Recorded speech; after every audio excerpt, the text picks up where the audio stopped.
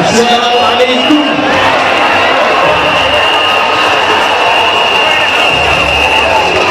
maa ngi leen di sant yéen waa Gëm Sa Bopp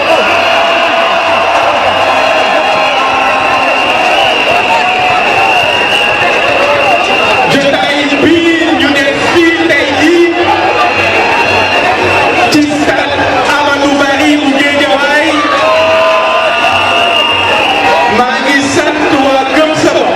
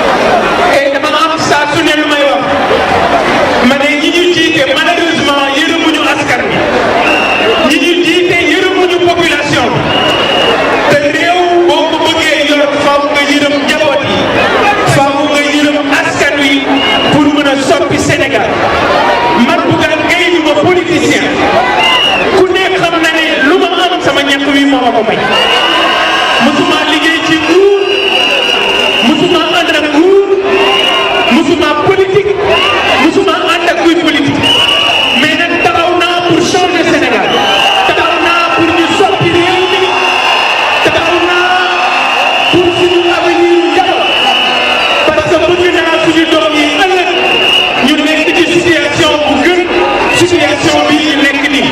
bëgg naa suñu jarbaat yi ñu waajal leen bëgg naa yéen maire seen sët yi ngeen waajal leen parce que ce pays war nañu ko liggéey war nañu ko taxaw lépp lu doon taxawaay def ngeen ko ngir bis bi taxaw ngir bis bi bokk ci bis yi nga xam ne danañu ko fàttaliku yaakaar naa ne ñu àndul ak nguur ñu féetewul ak nguur ñu jóg ngir xeex nguur gi fi ne dajale mbooloo day nii bu amee yi bari kon yéen ñii nga xam ne dajaloo ngeen taxaw pour ñu jëlee fi système bii fi nekk yéen amee nañu leen njukkal amee nañu leen sant boo xam ne am na fu muy tàmbalee waaye amul fu mu yem li ma bëgg ñu comprendre ko mooy nit bu lafañee nit bu gumba boo ma jëndalee télévision fajuloo soxla nit bu ngeen gisul gumba nga jëndal ko télévision fajuloo soxla kon infrastructure yi ñu ñuy defar def nañu ci xaalis bu bari parce que li fi nekk tey depuis 2012 25 000 milliards 25 000 milliards ñoom ñi fi nekk dugal nañu ko ci gàllankoor réew waaye defuñu ci dara li ñu ci def yëpp seen bopp la ñu ko defal li ñu ci def yëpp ay yëfi caaxaan bi ci mujj mooy Dakar Arena la ñu fay yëf